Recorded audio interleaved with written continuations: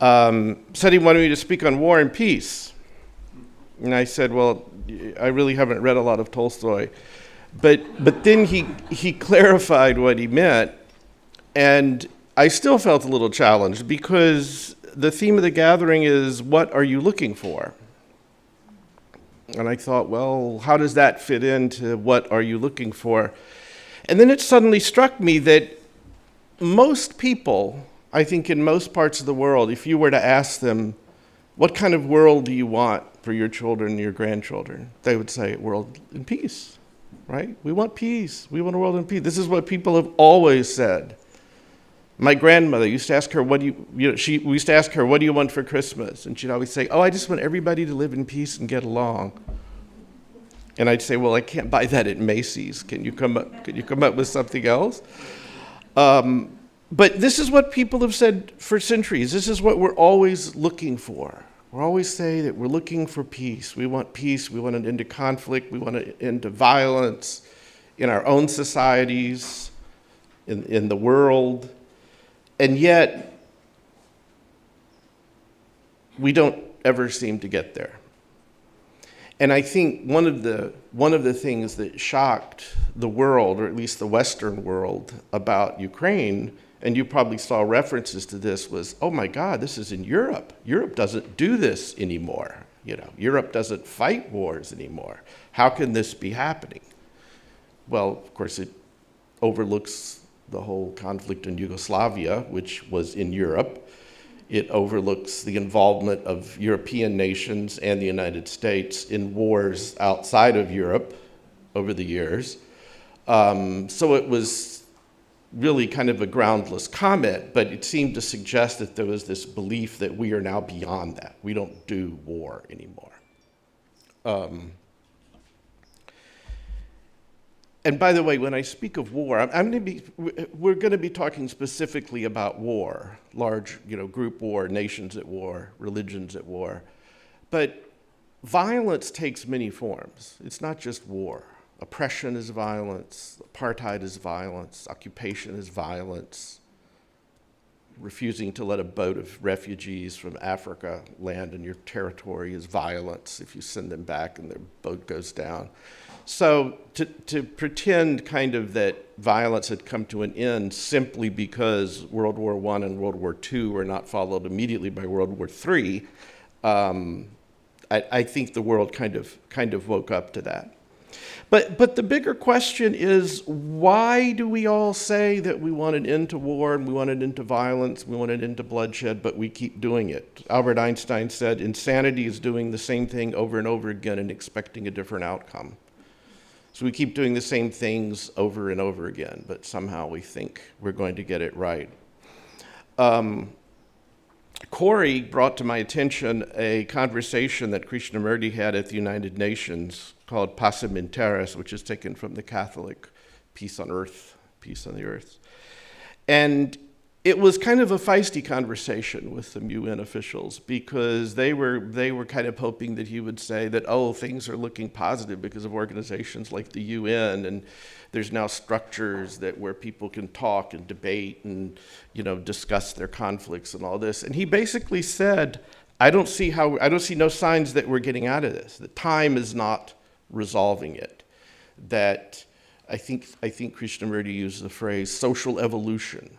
It's not like the psychosocial evolution of mankind is eventually we're going to evolve to a point where we don't do this horrible killing. And he said, where's the evidence of that? There's no evidence of that. And you look at the pictures of Ukraine today, or of Syria a couple of years ago, or of Yemen, which is still ongoing. And you'll ask yourself, where's the evidence that there's some kind of psychosocial evolution going on?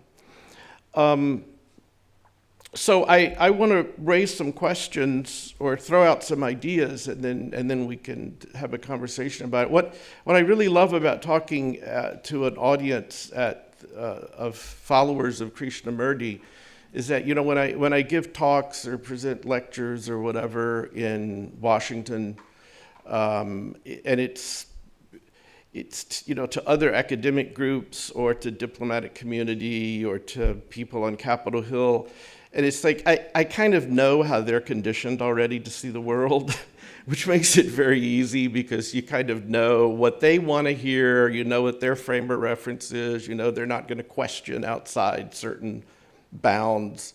And if you question outside certain bounds, they'll just stop listening to you, which is one of the reasons that this continues to happen, war and violence. But the great thing, it's daunting in a way, but it's also really wonderful to speak to an audience like this because I know you're questioning. So I know I don't, it means I don't know what kind of questions I'm going to get, but it also means that you're open to hearing different things and I don't have to speak to a preconditioned audience.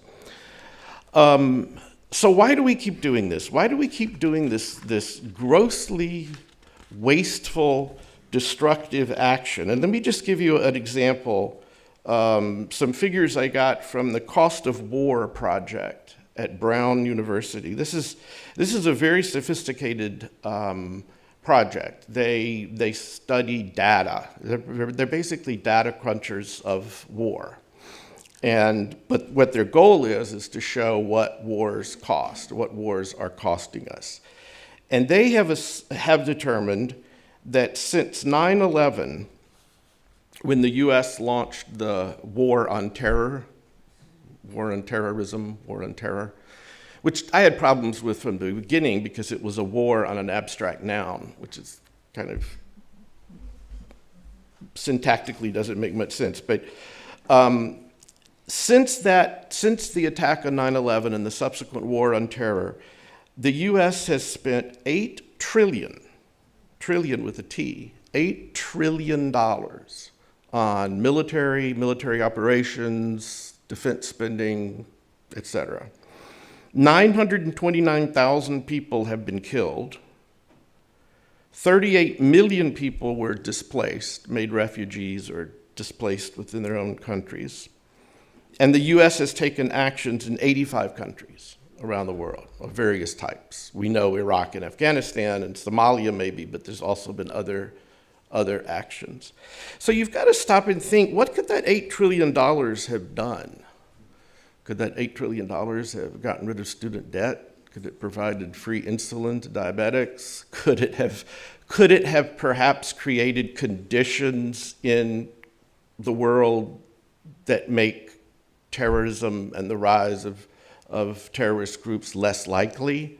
Could it have looked at the underlying conditions of these things and tried to address those? So just think of all the what was wasted by spending $8 trillion on that.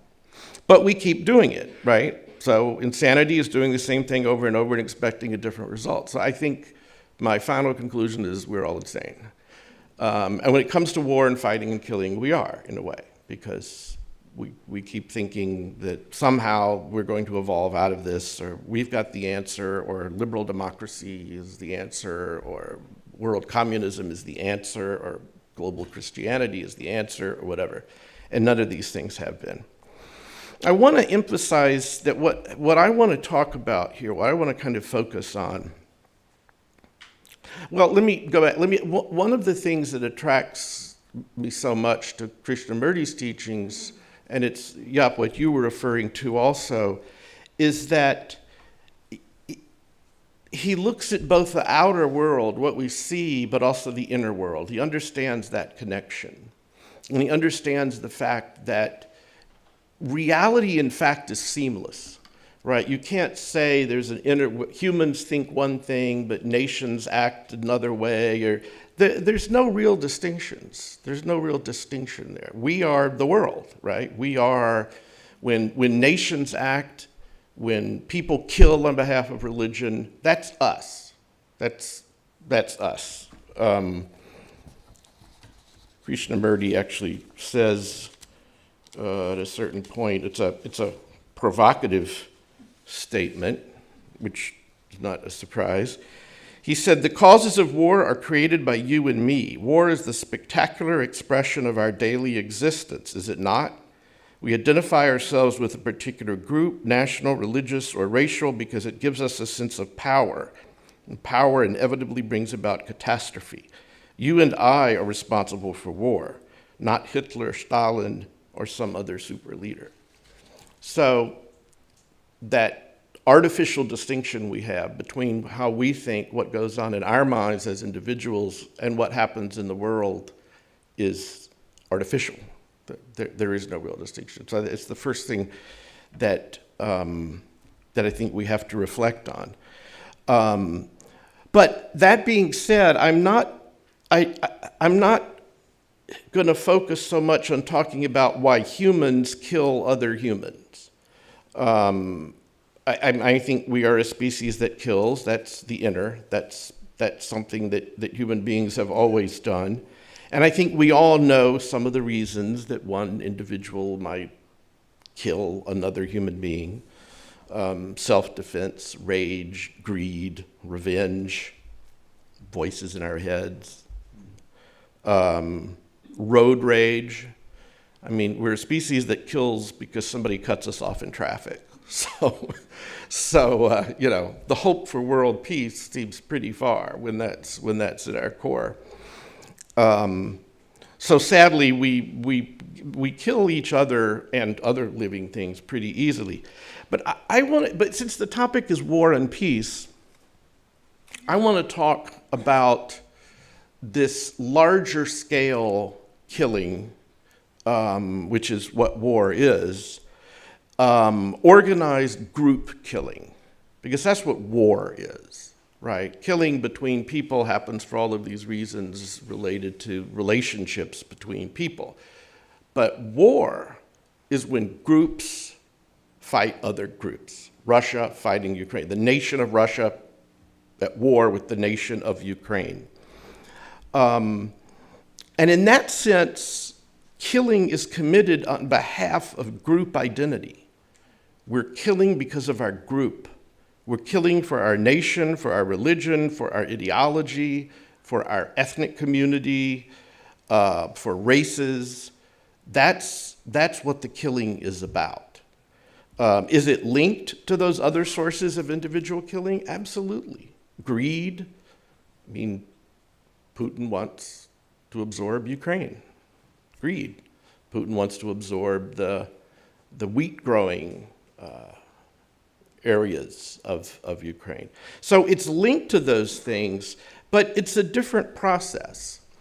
And I think to really understand that process, and this is related to what I talked about several years ago here, but I want to emphasize it again because now we're in a time of war. At that time we were in a time of war too, actually, in Syria. The Syrian war was very intense and at its height at that time. But I want to talk about, and I think we need to question, one of the things we need to question, because this is where there's that bridge between our needs, what we need and how we process it and how we think it, and how we act outwardly. And that is, why do we identify with groups? Why do we feel the need and the urge to identify with groups? And we all do this, by the way. We all do it. But there are very few people who live in total isolation, who don't identify with any other group at all. So I think one could say that anything that has survived social evolution for so long probably serves a social purpose. We wouldn't keep doing it if it didn't serve a purpose. So why do we identify with groups? And there's several different theories of here. One is the psychoanalyst Maslow, who came up, some of you may have seen this, his pyramid, his hierarchy of needs. He basically said what every human being needs. At the bottom are the most fundamental needs, and then it goes up. And the most fundamental are just your daily needs: food, shelter, safety, protection. And then it goes on up to a sense of love, a sense of being accepted and part of something else, self-esteem. Self-esteem is a human need. And it goes all the way up to transcendence, that this is kind of what every human being needs. And if you look at those needs, you realize that most of those needs can only be met or can be best met by being a member of a group, some kind of a group. Your family, your community, your clan, that kind of meets your basic human needs, your basic survival needs. Esteem can be met by being a member of a group that is held in high esteem. So I'm great because this group that I'm a member of is great.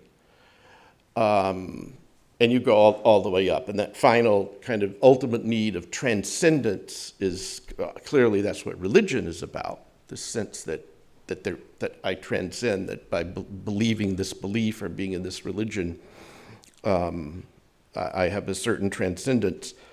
But nations, ideologies, other things can meet that need for transcendence too. Ernest Becker, who wrote the book Denial of Death, which was a very popular book in the 1970s, said that religions and even ideologies and national identities provide a way to achieve symbolic immortality, right? So I'm willing to die for my great nation, so my great nation will keep living. My great nation will continue. So Becker related it to the fear of death and the desire to transcend death. Krishnamurti relates it to fear, somewhat similar to Maslow. It's fear of not being safe. We fear not being safe, so we want to join a group. We want to join a community. We want to be part of something bigger than us that will offer us protection, that will give us a sense of comfort so that we can go to bed at night and not lock the doors. Because you're in a community. You live in a community, Ojai, that is a safe and close community. So these are some of the things that that make us want to be part of groups. Now, if we don't get these needs met, then we risk living in a world of fear. And we know how important the idea of fear is in Krishnamurti's thought and in his thinking, what fear leads us to do. But there's an unfortunate side to group identities. So first, I just want to say, group identities are not bad. Don't, everybody go out and burn your passport or something and say, well, this is a bad thing. I have one of my students once came to me, who was very idealistic, and she said, I don't really feel that I do have identity. I don't feel that I'm an American. I'm a global citizen. I'm a citizen of the world. And I said, okay, suppose you were traveling overseas, you were in a foreign country, and a civil war broke out in that country while you're there. What embassy would you run to for protection? I bet you'd suddenly find yourself an American. Right? If there's a helicopter taking Americans out of the country, you're going to be waving your American passport. So don't feel bad about having identities or being a member of a religion or whatever. It is what we do. But unfortunately, group identities also inherently create a sense of us and them. That's inherent in a group identity. Because a group is not a group unless it has boundaries. If I started a club, back when I was a kid, I don't know whether kids still do this now, they're mostly looking at their phones, but back when I was a kid, it was very common for boys in particular to always be forming clubs, right? No girls could be in our club. You had to have boundaries. If you said we're forming a club and everybody can be in it, then it's not a club, right? It's not special. Wow, that's not a group. So group identities inherently form us's and them's, and then because of that, there are others. There's now an other. That's just inherent in any group identity, whether it be a fraternity and a sorority or whether it be a nation state or a religion. There's always an other. And again, I think most of us know how Krishnamurti writes and talks about separateness. So it's separative. Being in a group immediately separates you. Being a member of a religion immediately separates you from everybody who's not in that group. Again, that doesn't mean you're bad. There's all kinds of interfaith dialogues and communities that get together for shared joint holidays and all that. But in your mind, there's a difference. They're not us. They are them. Now, in fact, all of this is constructed by thought. all identities are constructed by thought. So think about that for a minute. There is one species, Homo sapiens, and many people believe it emerged from the Great Rift Valley in East Africa, but there is one species. There are not multiple species. All of this other, beyond that, beyond Homo sapiens, every other division is constructed, somehow constructed by us. The only divisions in the world, if you really want to look at it from any kind of socio-biological sense, would be phenotype, what we look like, right, and physical appearance, and that's just because groups lived in small confines, so there was DNA was shared, so certain communities took on certain physical characteristics. That doesn't mean anything. And the other way we differ is culture, language, how we express our connection to the divine, meaning what's called religion, food, music, all of those things. So one of the differences between Homo sapiens is irrelevant, phenotype. It means nothing. The amount of melanin in your skin determines how dark your skin is, but it doesn't mean anything.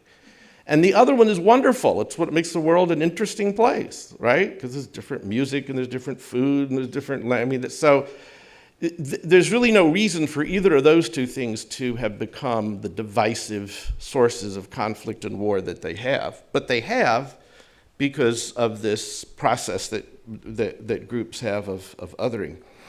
And I want to talk a little bit about this socially constructed side of it, because it gets to the important connection between the individual and the group. In other words, the inner, what's going in our heads, and what's going on, how this is then manifest in terms of group behavior.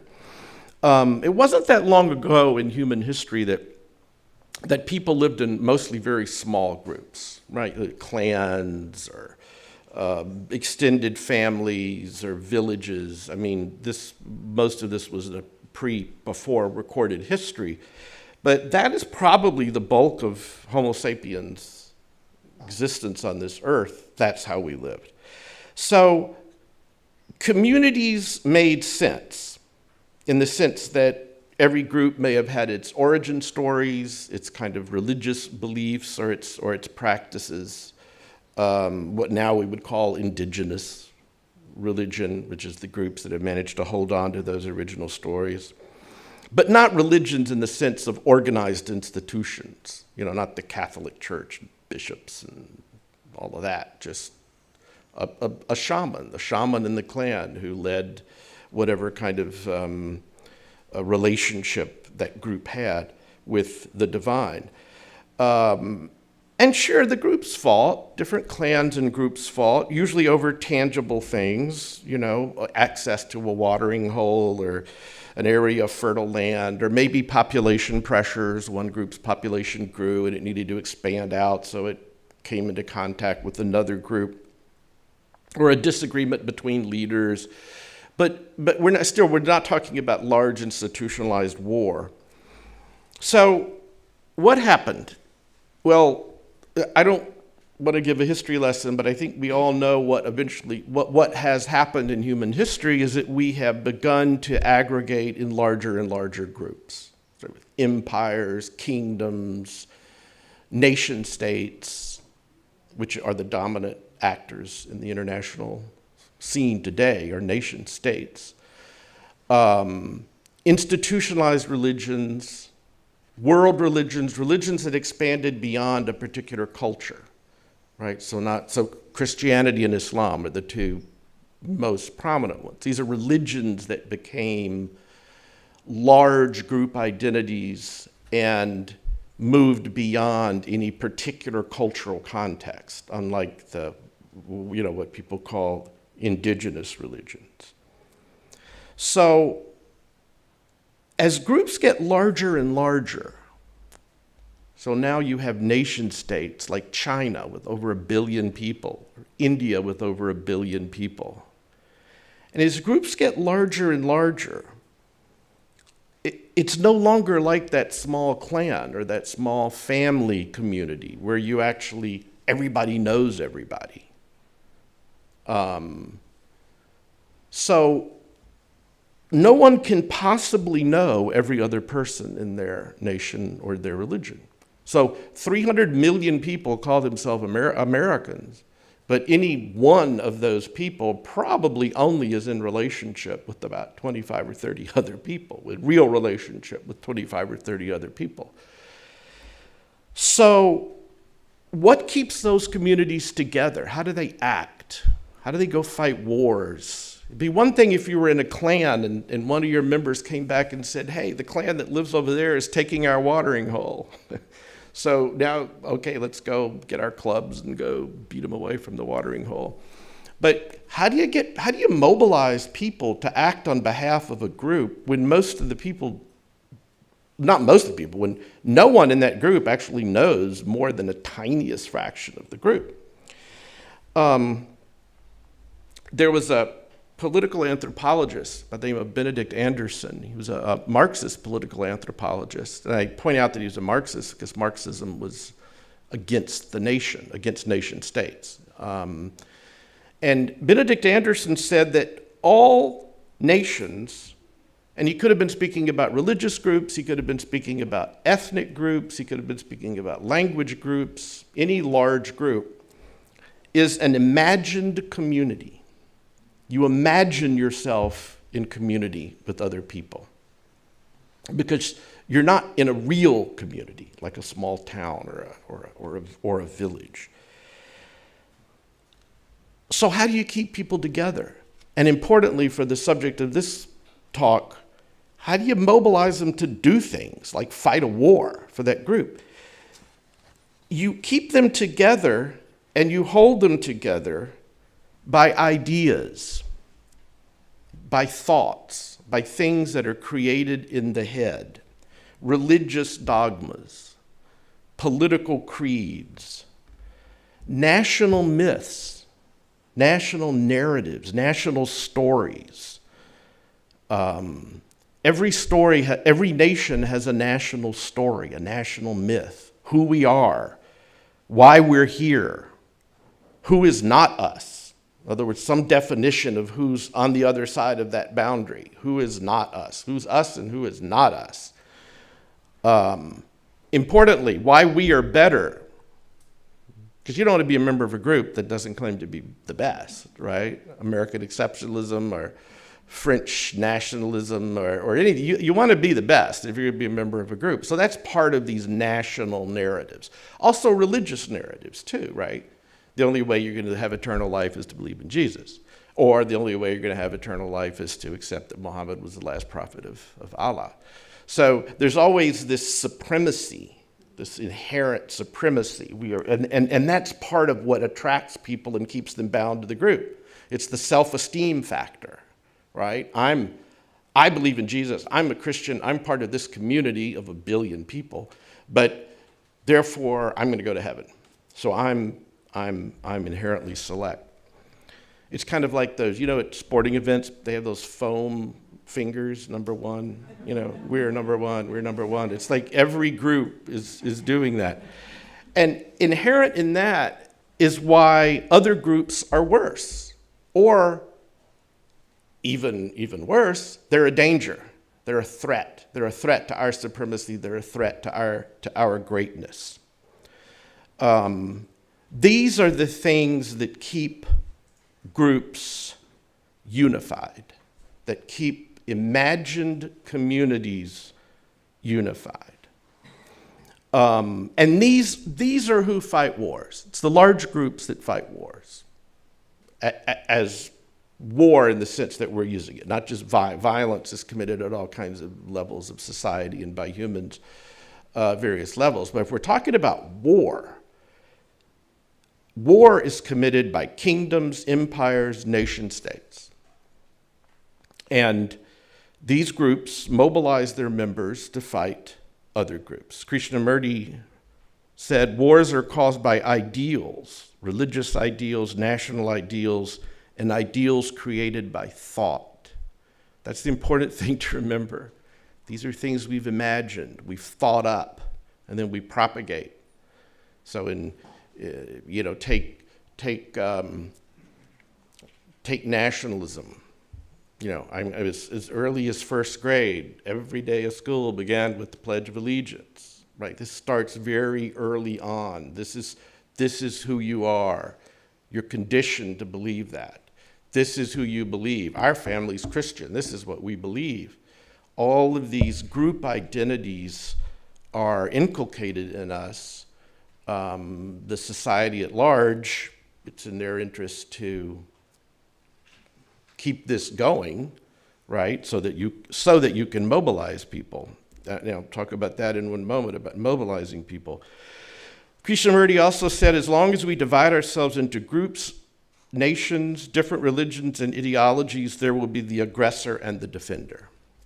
Or there will be war, is what he's really saying. There will be conflict because we're separating ourselves from others, and there's an in-group, there's an us, and there's a them, and the them is often portrayed as a danger, as a threat. So think about some of these ideas and stories and myths that have led to war over the centuries. There's one going on right now, which is Mother Russia. This is a very powerful driving force of Putin. I commend you the speech that Putin gave on national television and Russian national television several days before the invasion started, where he basically was explaining to the Russian people why we have to do this. And it's all based on defending the Russian nation, defending this imagined community. It's based on trauma, past trauma. It's based on, after all, Napoleon was at the gates of Moscow. Hitler was at the gates of Moscow. There is kind of this history of the West pushing the Russians back towards the tundra. But it's all based on this mythology. And by mythology, I'm not saying it's a lie, because national narratives are usually based on some things that have happened. But national narratives are as much about what we choose to forget as they are about what we choose to remember, right? So America's national narrative that, you start learning in third grade or fourth grade or whatever, they kind of leave out the chapter on the genocide of indigenous First Nations here. They kind of leave it out, or they talk around it, or,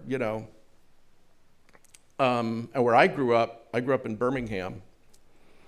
My fourth grade was the year that we spent studying state history. Most states you have to, if you're following the state guidelines, there's 1 year of elementary school where you study state history. And several years ago, I found the textbook. My mother, thankfully, is a pack rat, so she has literally everything I ever touched. And I found the textbook that was used in my Alabama history class, and I was horrified. I was horrified at what I was taught as was the truth. And mind you, I'm 9 years old or whatever, and the teacher is telling us this, and you're reading it in a book, so it's got to be true, right? It wouldn't be in a book if it weren't true. One thing you may not know is that blacks were very happy being slaves. So I learned that in fourth grade in this book. Fortunately, I'd forgotten all of that, and I had gone on and matured. But somewhere in my brain, there's a tattoo, that's imprinted on there. So these national myths, these stories, these dogmas, religious dogmas, these are what keep groups together and separate from other groups, but it keeps them together even though it's really all an imaginary community, because nobody really knows. We don't really know every other person in that group. There's Mother Russia, there's Hitler's Aryan super race, right? So Jews and Slavs and Roma and others became the other, the dangerous other, very dangerous other. What Hitler did was say there's an other amidst us, Jews, who live in our realm, but they're actually backstabbers, and they're trying to, undermine the great Aryan super race. So that was a formula for mobilizing people.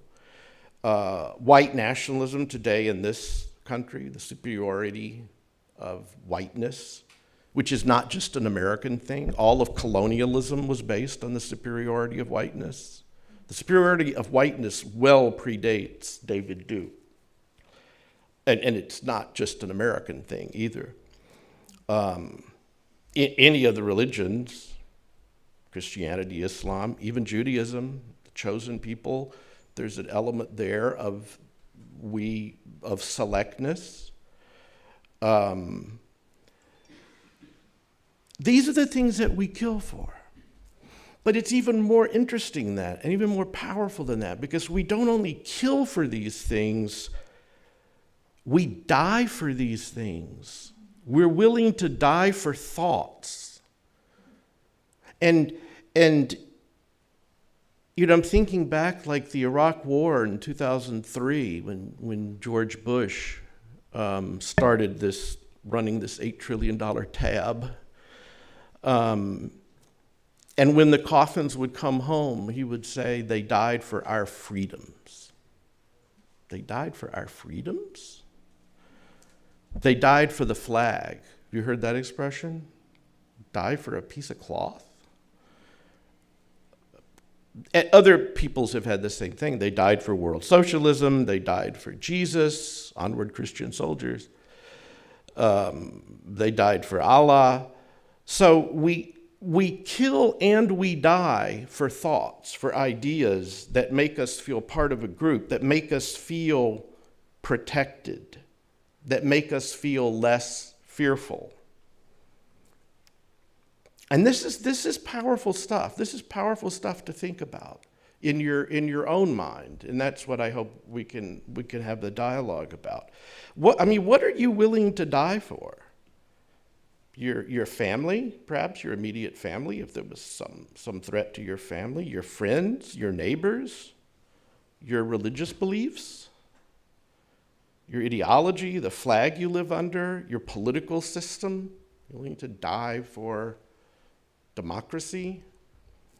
All of these are ideas. They're all thoughts. I'm not saying they're bad ideas. Democracy is a pretty good idea when it works, which we actually haven't really seen yet. We've seen various semi-versions of democracy, like in this country, which is a semi-democracy. North Dakota has 2 senators. California has 2 senators. It's not a democracy. How many millions of young people have died for symbols and ideas, for thoughts? Now, mind you, and again, this is where you have to accept that the world is seamless, that all of these things, the inner and the outer, merge together and blend together, because Krishnamurti said we fight wars over power and greed and avarice, and that's true. That's true. But masses of people in imagined communities are mobilized to fight wars by ideas. That's what really seems to mobilize people to fight, is ideas, thoughts. In 1991, the 1991 Gulf War, when George Bush Sr., when Saddam Hussein invaded Kuwait and took Kuwait. And if you recall at the time, there was this movement here. I remember on college campuses, kids were wearing caps that said, "Free Kuwait."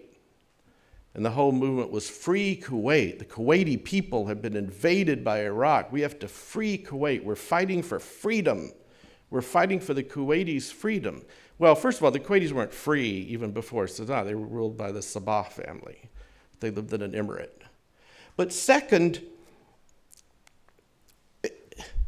the reason we responded so immediately and so aggressively to Saddam taking Kuwait is because if he had succeeded, he would have controlled about 40% of the world's oil supply. That's what we're fighting for. We weren't fighting for freedom. But you don't say that. You can't go on national TV and say, I want American kids to go die for oil. So you say they're dying for freedom, which is just an idea, a thought. And it didn't even exist in Kuwait.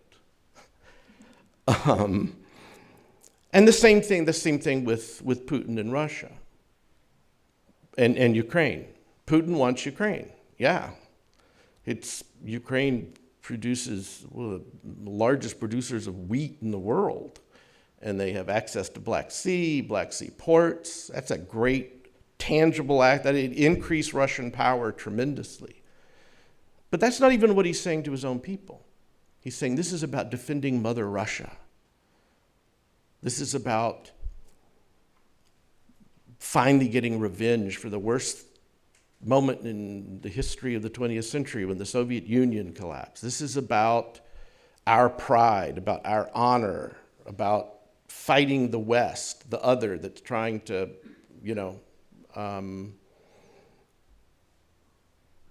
put Ukraine in NATO and so that they can more easily be a threat to us. That's how you mobilize people. You don't mobilize them by saying, hey, I want their wheat. So, what to do? What do we do to break this chain of insanity? As I said, at the talk that Krishnamurti gave at the UN, he essentially said it hadn't worked. Nothing's worked, and don't sit back and wait for psychological evolution of human beings to change it, because that's not going to change. You have to change it at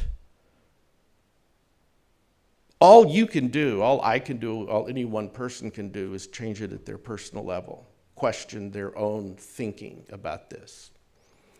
Now, will 7 billion people do that? I don't know, but you can only do it one person at a time, and then maybe you can do it in dialogue or in community with other people. You can think about questions like, what are the fears that I have that make me want to identify with a group?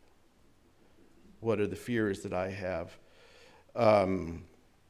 Why do group identities tend to become supremacist? So it's not just we and them, but we are superior to them, or they are a threat to us. Why are we willing to kill for group identities? What does it mean to die for freedom or to die for one's country? I'm not even talking about killing, I'm talking about dying, because we kill much more easily than we willingly die. How do we raise awareness about these internal processes so that they no longer determine how we respond to events? Because things are going to happen. How do we respond to them, though, is based on what's going on in our heads, what our thoughts are. I want to, hold on, I had January 11. I have about 22 pages of single-spaced notes here that I'm now going to read. No, I'm not, fear not. Anything that's inner, anything that's our thoughts can be reflected on. Right, so that's the challenge is that we have these thoughts and they've been conditioned and from very early ages. But the good news is that we can also question those thoughts. So I think some of the things we need to question is what boundary what boundaries have we bought into? Right? We've been told there are boundaries. So we've been told that, there's a caravan coming from Central America and they want to cross the border and live here. Is our immediate reaction to that? Well, I believe in being sympathetic and compassionate, but after all, we do have to control who comes into this country. What are the assumptions behind a thought like that? We have to control who comes into this country. That's basically saying we need to have a boundary. We need to have a border. There's a I saw this wonderful quote from an aid worker in Greece on the island of Lesbos who was helping refugees coming from Syria. And she was being interviewed by a very sympathetic interviewer, but the interviewer made the mistake of referring in the interview to the refugee problem. And this woman said, there is no refugee problem, there's an acceptance problem. The problem isn't the refugees, the problem is our not accepting them, not accepting that these people have taken tremendous risks because whatever they're fleeing is so horrible. If you get on a rickety boat in Libya with your 2-year-old to cross the Mediterranean and you know there's a really good chance that you're not going to make it, how horrible are your prospects that that's what you would do with your 2-year-old, right? But of course, if the Italian or the French or Greek Navy intercepts you, then you're turned around and you go back. So it's not a refugee problem, it's an acceptance problem. So what is behind that? What is the sense of us and them that's behind that? People have migrated, are you going to ship the whole world back to the Great Rift Valley? It's like everybody go, you're all refugees, everybody go home? Because that's where everybody's from. People migrate all over the place. People moved, that's what humans do. That's what human beings do. They move, they migrate, things get bad somewhere and they leave. So think about those. Think about the combinations of identities.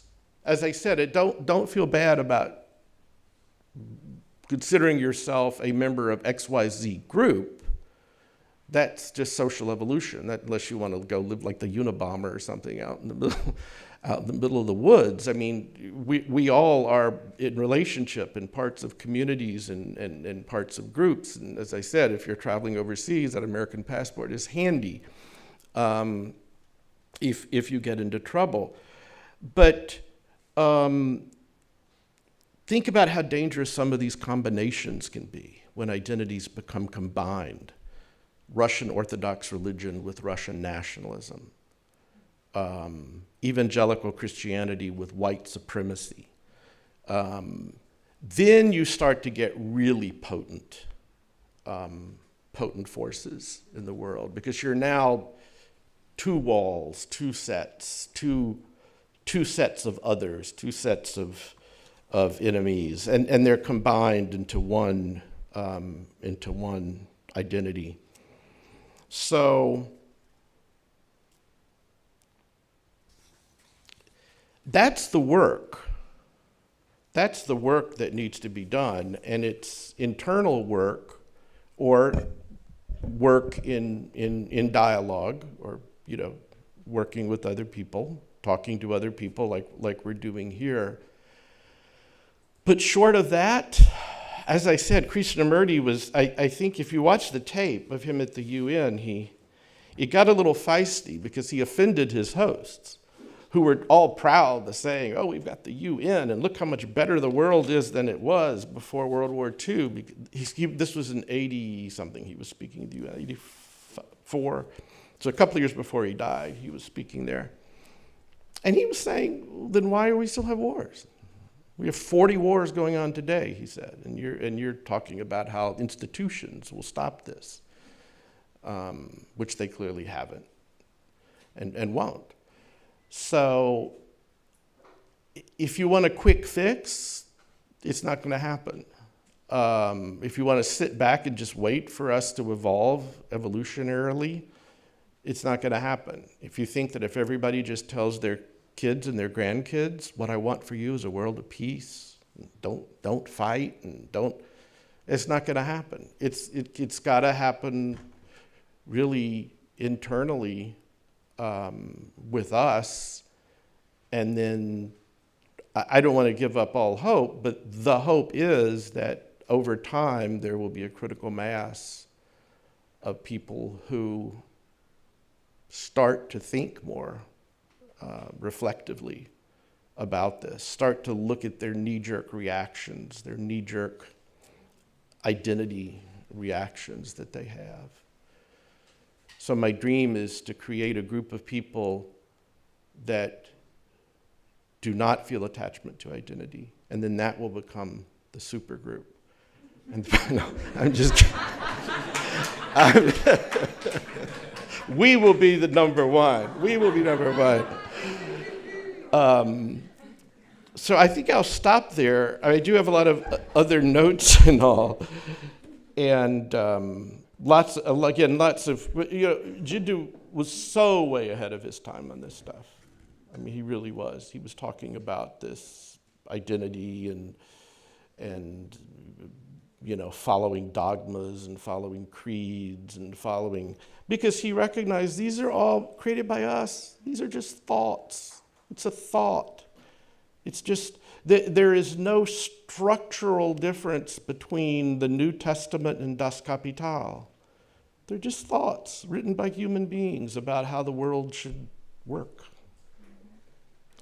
And they have been, not always, there are lots of Christians like Teilhard de Chardin, and many others, Thomas Merton, Mother Teresa, who, spent her life devoted to mostly Hindu children and young people who are dying of AIDS. So we're not talking about individuals, we're talking about the group ethos and the power and the ability of that to mobilize people to do things. So, thank you.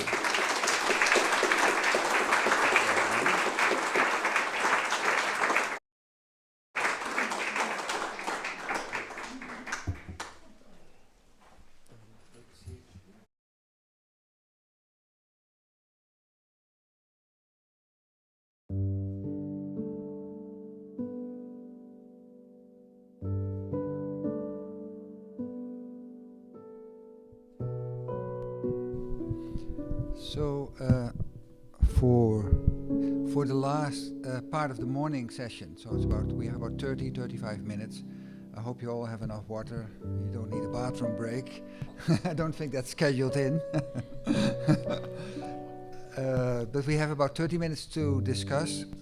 And how we start is that Corey and I will put some questions to Mark based upon the talk that he gave. And we have quite a few questions from the online audience, and we've put a microphone up here if you wish to address a question to Mark also. So what maybe Corey and I, maybe we can start. One question that, but thanks first for your talk. Really great to see the mechanism of war, like the anatomy on the mechanism of war. And of course it leaves, it's still, I think what I hope we will unpack more,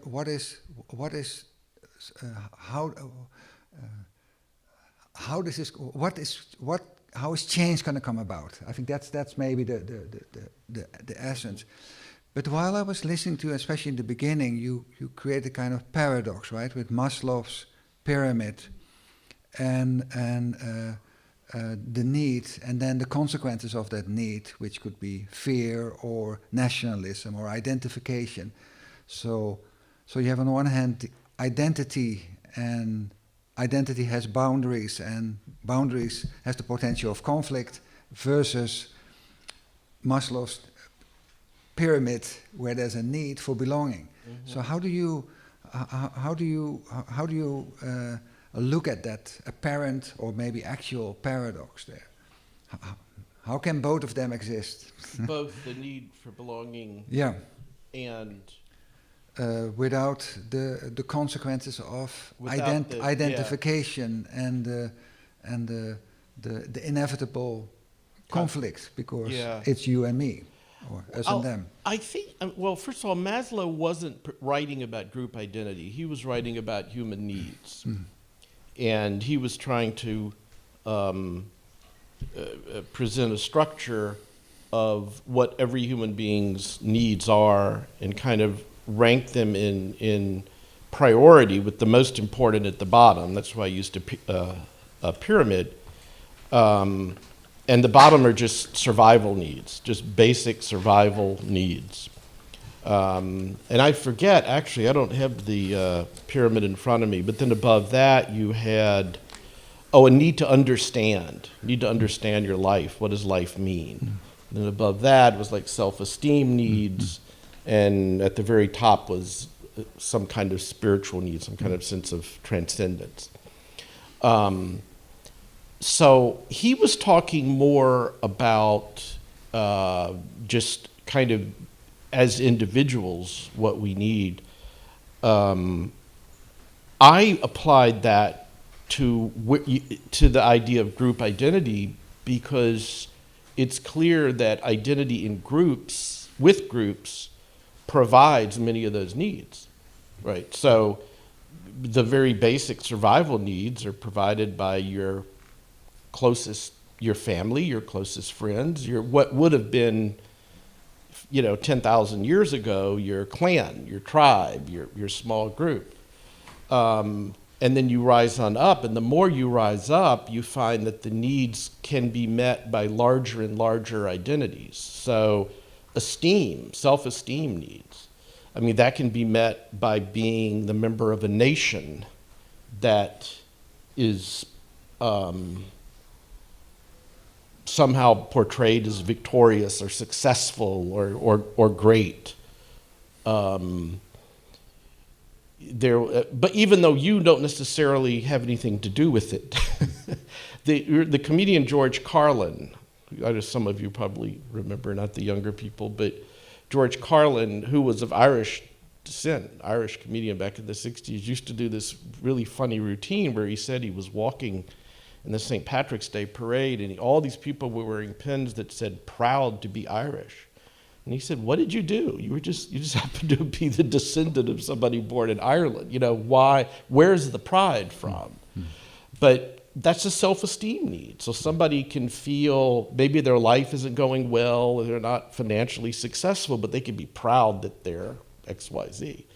And then all the way up the transcendent needs. And those are powerful things. It was documented in 2002 when Brazil lost the World Cup to France. For the next month, suicide rates in Brazil were up substantially. So there clearly been a lot of association of identity with the football team. So self-esteem, who I'm a part of, those are all tied into that. But the question you're asking is, why does that have to then become a sense of supremacy or superiority, or I'm better than the others? I think part of it is because inherently a group has to have a boundary. You cannot be an us unless there's a them. It's impossible. Us makes no sense unless there's a them. So once there's a them, now all kinds of psychological things can take place. For example, if things aren't going too well with us, we can blame it on them. They're the reason why, right? So Hitler said Germany lost World War I because of the Jews, because of them. If it hadn't have been for them, we would have won. But they're the reason. So if you suffer a self-esteem blow, you can blame it on somebody. You probably see this in people something's not going right for them, and they blame somebody else, or they blame their parents, or they blame whatever. It's somebody outside of us caused this. So I think that would be well, to use Krishnamurti's terms, it's separative. Once you separate, then all kinds of psychological processes can happen. Yeah, I meant it more in the context of, we're all exploring this. We're exploring this with us in ourselves, and we all can see these both facets in ourselves: the need to belong, and the us versus them, which is then the source of conflict and fear. I can be attacked or I can be conquer. So I was just wondering. I mean, for the human okay, from the perspective of, okay, how does the human race progresses out of this? How would that like if a human race progresses out of that? How would these two, how would these opposites or that paradox, how would that function if both of them have to be true? You know, in order to function Right. in society, you might need some form of identification, while at the same time you see that it has these consequences. It So tends to start a chain Yeah, reaction that often leads to violence. How do I I mean? think the first step is to understand that.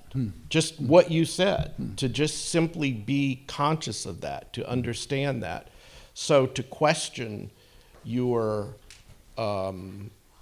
assumptions, question any identity that you're a member of, question the narrative of that identity. Was the narrative, is that really true? You know, I'm an American, I have a US passport, I'm a US citizen, I was born and raised here.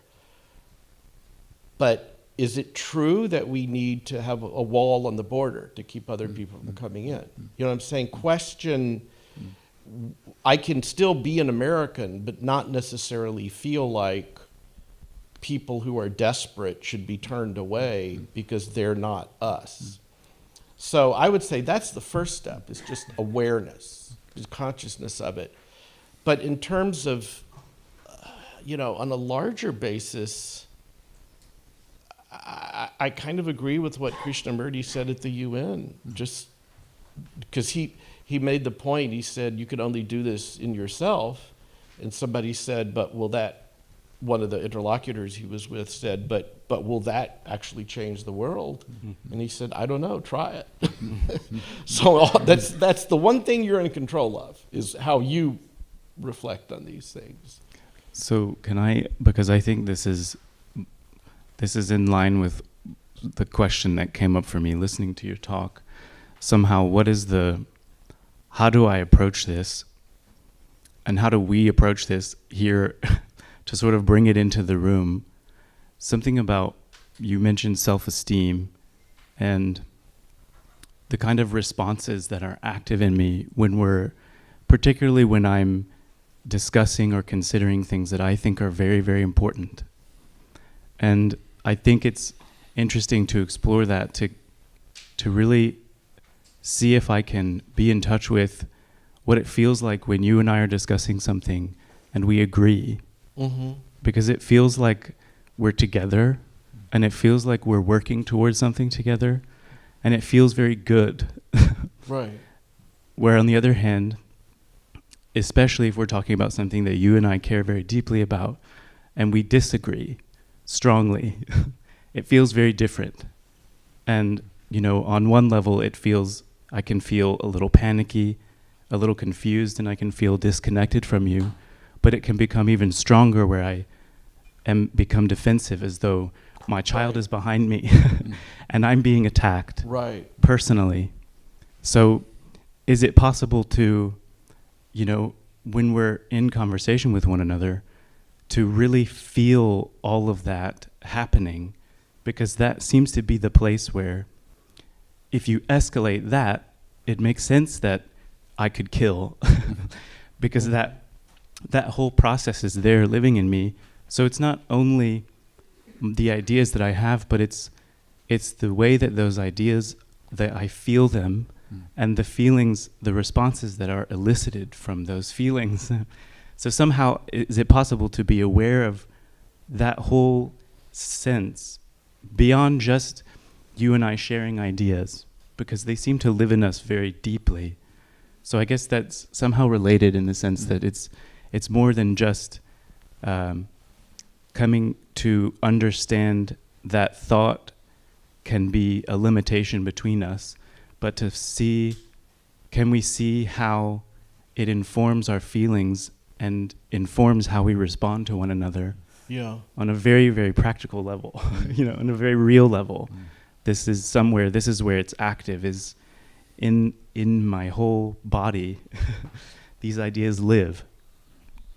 So it's just, somehow to bring that, because we're here together exploring things that we think are very important for ourselves and for the world.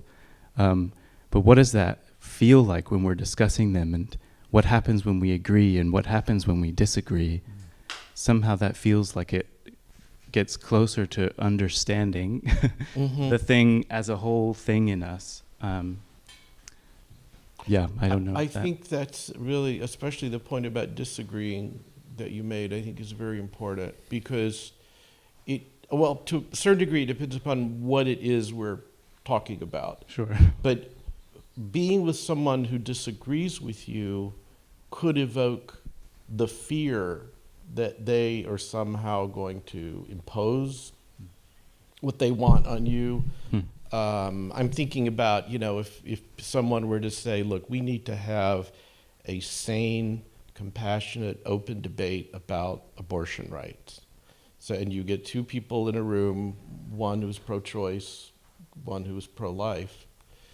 Both sides fear that the other side is going to impose their will, right? So it's fear. It's a fear-based thing. It's not just, as opposed to saying, let's sit in the room and debate, I don't know, something that doesn't. A favorite color. A favorite color, or who is your favorite impressionist? It's right. It's not fear. It's not going to evoke fear. But things that evoke fear is what causes conflict, and that's what Krishnamurti says. It's fear of not getting. The psychoanalyst Jacques Lacan. You were talking earlier in your presentation, Jaap, about pleasure, and his construct was desire is by nature a reflection of a lack.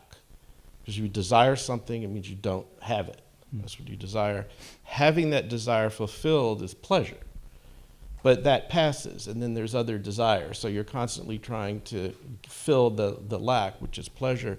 And he talked about a concept of jouissance, which it's untranslatable, but is kind of beyond pleasure and desire, kind of like Bergson's concepts too.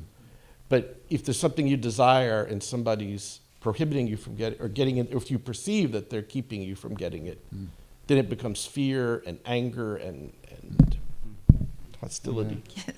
Yes. Rather than a question, it's more of a reflection. I recall a phrase that Krishnamurti would say often, and it was, it takes a generation. And therefore, it's related to education, maybe re-education for those that are born much earlier. But I think our children is a really important point of reference as a beginning of the change. That's all. I think you're right. I mean, I'm personally not quite as pessimistic on this as Krishnamurti is, or at least as he was at that talk that he gave at the UN, mainly because I just don't want to be that pessimistic. It's not, I still have more hope than that. So I do think there are things like education. But let's look inside the borders of this country, which in many ways, what this country is struggling through right now on the social level is an internal identity conflict. And what is like in a lot of states where they're banning the teaching of critical race theory. What that's saying is the dominant group, white, does not want a narrative taught that in some way reduces their status, in some way harms their self-esteem. As I said, a nation's history is as much about what we choose to forget as it is about what we choose to remember. So yes, I think education is definitely one of the ways that we can start at an early age getting people to question these things. But that can be a fight, because questioning it means there's always a dominant group, and so questioning the dominant group is I don't know if anybody's familiar with Giordano Bruno, who was a Catholic bishop in the 15th century, I think, right? Kind of at the beginning of the both the Reformation and the Inquisition. And he was a bishop of Naples, and he took radically different views within the church. First of all, he wanted to have dialogue with the Protestants, which the church considered Satan. And he was very opposed to the Inquisition and the persecution of Jews. He actually said Jews don't need to believe in Jesus because they already have their contract with God. That covers them. It's the rest of us that need this. So stop. Well, anyway, so he had a long life, but he ended up being burned at the stake, right? Because he didn't buy the narrative. He was an internal critic of the narrative. So there's a lot of pressure to stick to the narrative. Seamus. Mark, thank you so much. That was very interesting. Thank you. So I had a question. It occurred to me when you said that there are people that, the people that die for an idea or for a constructed ideal. Mm-hmm. And they're honored for that. They die for the flag, or they die for an ideal. And you were saying, right, where is the honor in that? They're just dying essentially for an ideal. I mean, sacrificing one's life, is, pretty honorable. But they're dying for a constructed ideal. Right. And so I was wondering, because they're, when they come home, when they die, their bodies are brought back to their home country. They're the people that honor them for having died. Would you call that a form of delusion or a form of fear? Because they're honoring the fact that someone has died for a constructed ideal that they have themselves constructed in their heads. Would you call that fear or delusion? Oh, wow. I mean, just an assumption. What is your opinion on that? You mean the fact that they honor the people who have died? Yeah, because so honoring someone that has died, someone that's honoring someone that's died in a war for an ideal. Maybe in the person that's doing the honoring, the person that's remembering the dead soldier, that's part of the narrative. Yes. That they've created. Exactly. About the ideal, that their country has this ideal that's part of their nationalist view. So that's part of their fear, because sorry. No, I think I see what it's a fear. I've never really thought about this until you asked me this, so I haven't fleshed this out totally. But I think it's a fear when you send people off and they die, right? There's always a fear that people are going to stop wanting to do that. Right. Just like happened in Vietnam here. Mm-hmm. So by honoring them as martyrs, as heroes, you are elevating them. It's almost like you're saying their death was worth it, because look how we're honoring them. but you're also feeding the narrative, right? You're keeping the narrative going that this is something worth dying for.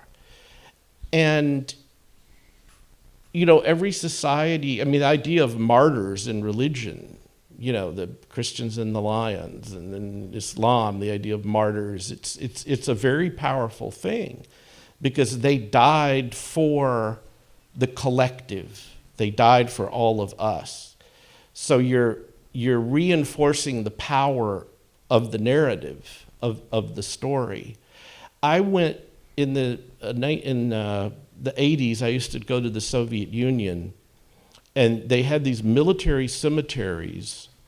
The one in what was then Leningrad was really amazing. It was one of the most religious sites I'd ever seen, with music being piped in and people bringing wreaths and flowers, you know, in a state that was officially an atheist state.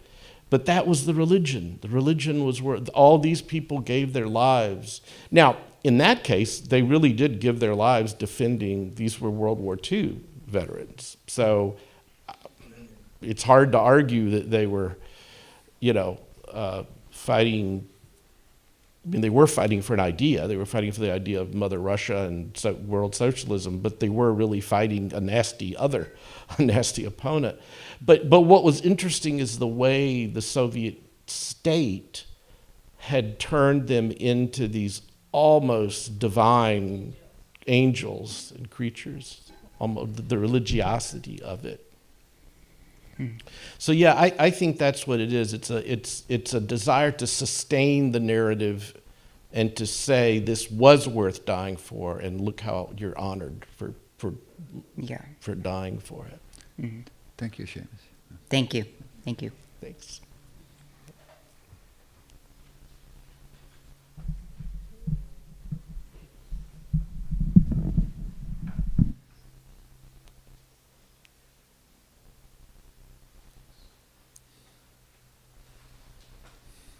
Hello. When I was in Iraq, we were told that our primary mission was to win hearts and minds. Mm-hmm. And the thing is that today, that's what warfare is really about. It's about winning hearts and minds, either to get people on your side or to get them to turn against each other and have them kill each other so you don't have to do it yourself. I mean, that's literally what's going on. It's called fifth generation warfare, and you can look this up. I was hoping maybe you could say something about that. Thank you. Well, winning hearts and minds is really kind of another way of saying it's about getting them to accept our narrative, right? That's what it's saying, that this war is about, and I think there's a lot of, you mentioned delusion, Seamus, I think there's a lot of delusion that goes into that. Remember Paul Wolfowitz, they'll greet us with flowers and candy. Like they're gonna be so happy that we're coming to, you know, impose our narrative on them and our truth and our vision of the world, that they will greet us with flowers and candy.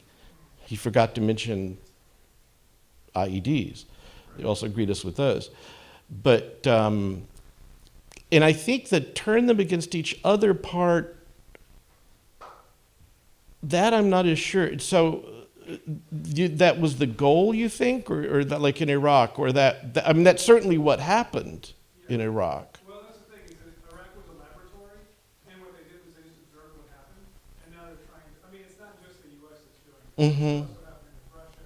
There's large propaganda campaigns that are being waged through the internet, trying basically to get people to identify one way or the other. Right. In the United States right now, the left versus right divide, a lot of this is being fed by what's called fifth generation warfare, which is a battle to control people's perceptions and their identifications. Which actually is what, I mean, Putin, what he was, I think, hoping is that the pro-Russian Ukrainians would side with him, and yeah. I actually don't know much about that, but in this context, what's interesting about it is that it's very much in the world of thought. It's let's get them to think differently. Let's get them to think the way we want them to think. Yeah, I'm gonna look that up. Thank you. I think you're right that you were talking that thought is the main cause, it's a fundamental cause of conflict. And it's like Kay had said that, Krishnamurti had said that. Mm-hmm. Like thought is the cause of division and conflict. At one time, I remember he said it's a law,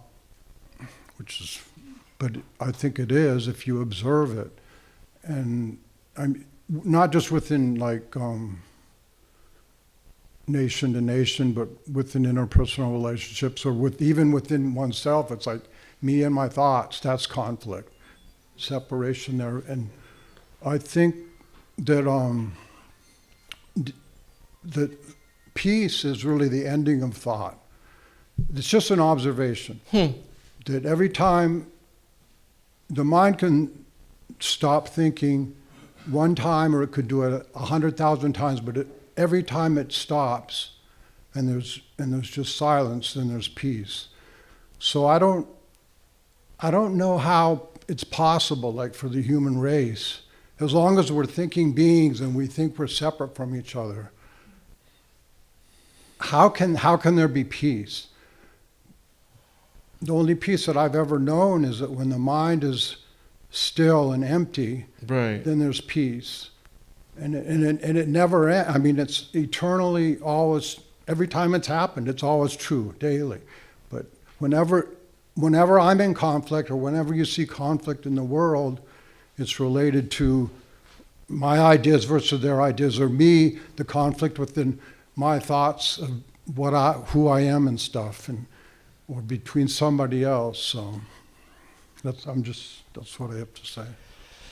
I think the intermediate step would be to be aware of your thoughts, to reflect on your thoughts, to reflect on your, to reflect on why you have thoughts that you have in this realm. You know, why you see something on the news about a conflict or war, and you immediately, what is your reaction, and what thoughts are behind that reaction? I was with a friend this is not really related to war per se, but it's an example. I was with a friend once, and we were in the car in DC, and we were stopped at a light, and it was just kind of a nondescript neighborhood, nothing special. And a black man started crossing the street in front of us, and I was talking to my friend, and just without thinking while we were talking, he reached over and locked the doors. And after we then drove on, I said, "Why did you lock the doors?" What thought went through your head? You know, what was the thought that led to that action? Because every action there's a thought behind every action, or a desire or something.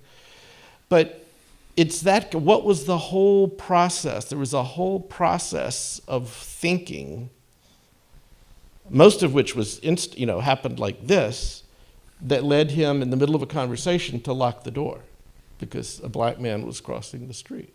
It wasn't a black man with a gun, it was just a guy just crossing the street. It's like a subconscious fear. Yeah. Mm-hmm. Yeah.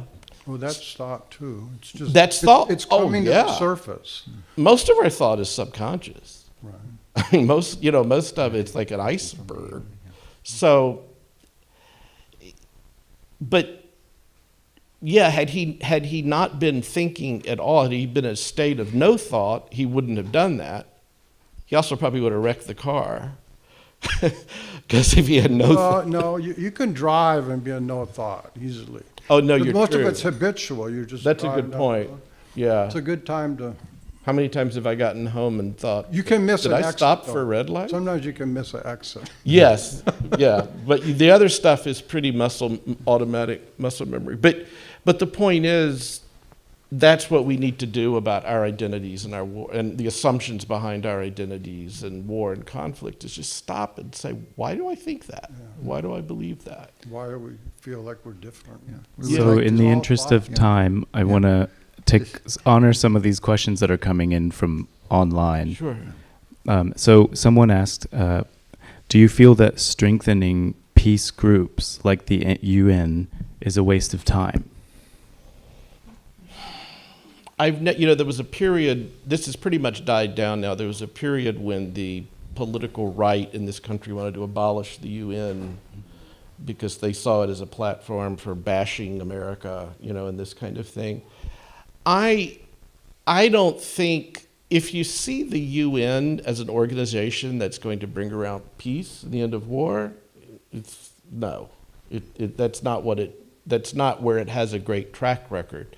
Where it does have a decent track record is peacekeeping, where there's been the white helmets, they're called, the UN peacekeepers, like in southern Lebanon and the Golan Heights, and there's other areas of the world where they're there. But that's premised on a situation where the two sides want to stop fighting for whatever their own reasons are, but they need some kind of buffer, force in between. And the other reason that I would still say the UN is important is that it is a forum. It is a place where everybody can come and talk. And for example, I know for a fact that the US UN diplomats regularly meet with the Iranian diplomats in New York at the UN, and with the North Korean, so it's an opportunity for countries that maybe publicly don't talk to each other. It gives them a venue to do it in. But if your hope is that the UN will bring about world peace, no, it won't. You saw what happened when the Secretary General was in Kiev, right? Putin chose that day to bomb the sites in Kiev. He was saying what he thought of the UN anyway. So this is the last question, Corey, maybe then, because we're 12 o'clock. So one more from the online audience. Let me see, there's quite a few here.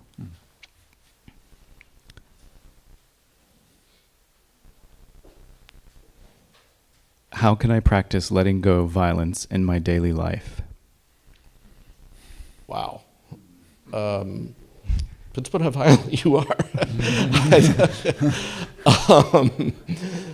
Practice letting go of I think I understand what that question is, because I think we all have violent thoughts in our daily lives, right? We all have road rage in our head.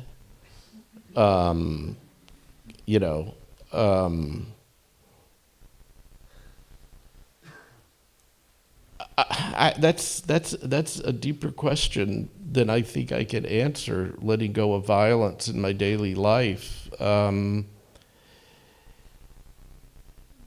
it's still just reflection, thinking about why you feel that urge to violence. Why would somebody cut you off in traffic?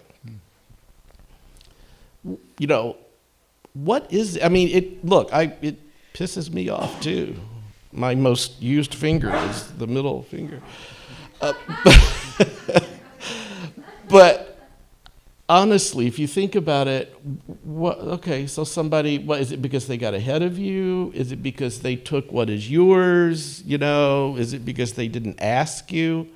They didn't wave, like, can I pull over? And I've thought that a lot of times when I'm driving and somebody does something that really makes me angry. Why? What is it? What is the wrong that's being done that makes me feel so violent, or makes me feel like I could resort to violence? And I think oftentimes you might find it's really not that big a deal. But Yeah. So yes, thank you again. Thank you for the talk, and thanks everyone online. Thank you for tuning in. We're going to take a break here for lunch, and I think the next session is at 1:45. We'll be hearing from David Moody. Yeah. Thank you.